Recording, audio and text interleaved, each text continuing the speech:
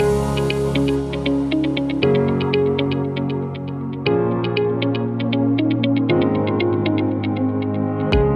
everyone, welcome to another episode of Ask NDB Wealth month-end market update for the month of November. I am Harni Vijayaratnam and my colleague Vihanga Jayasinghe will start off today's discussion with the budget 2024. Thank you, Harni.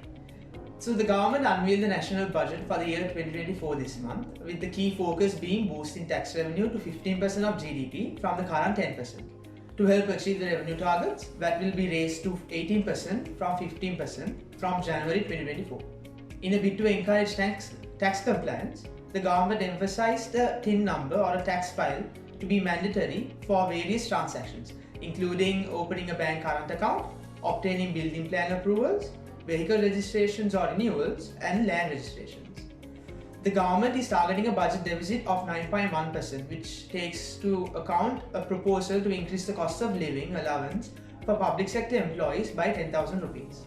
Monthly pension allowances will also witness an increase of about 2,500 rupees. Sri Lanka has a cadre of approximately 1.3 million employed in the public sector. Broadly, the budget presented including the revenue targets and the primary surplus goals aligns with the projections set by the IMF in March this year. However, market analysts, including the Fitch Ratings, believe the budget agenda to be ambitious, with high implementation risks despite expected economic recovery in 2024. Turning to monetary policy, the central bank in its 8th review for 2023, conducted in November, opted to reduce policy rates by 100 basis points. This is the second consecutive reduction in policy rates since its recent policy meeting held in October 2023. The standard deposit facility rate decreased 9%, while the standing lending facility rate dropped to 10%. Central Bank has indicated that further policy easing would be paused in the near term to allow time for market interest rates to adjust.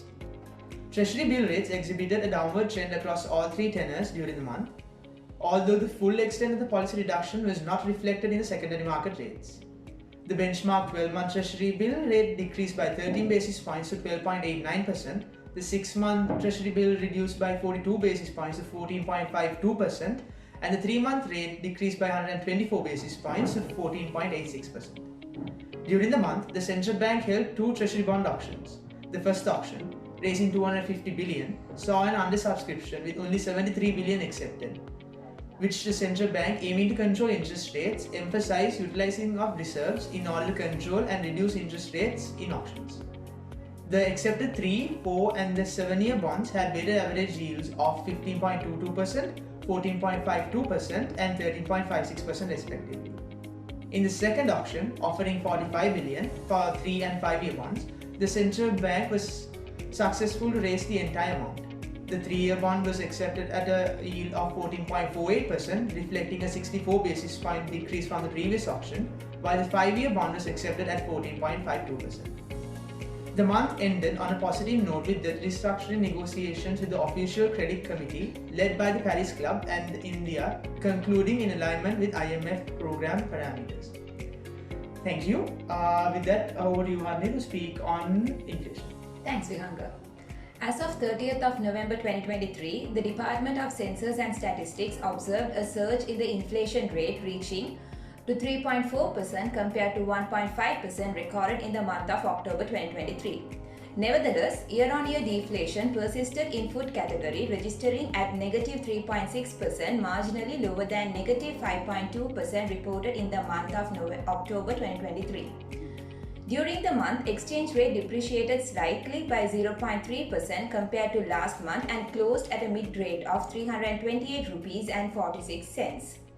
Numbers released for the month of October saw credit to private sector expanding by 38 billion rupees, marking the 5th consecutive month of growth, although lower than the 70 billion rupees increase recorded in September.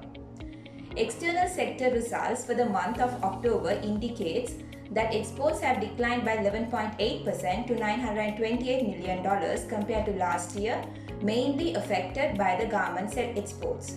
On the other hand, imports increased by 20.6% to $1.6 billion, driven by fuel imports. Overall, trade deficit widened significantly to $683 million compared to a deficit of $378 million in September. Earnings from tourism dropped to $137 million in October, down from $172 in September, while worker remittances showed improvement, increasing to $517 million in October from $480 million in September. The gross foreign official reserves amounted to $3.5 billion. During November, the equity month exhibited a restrained performance with a 0.5% decline in the ASPI and corresponding 0.5% improvement in S&P SL 20 compared to the previous month.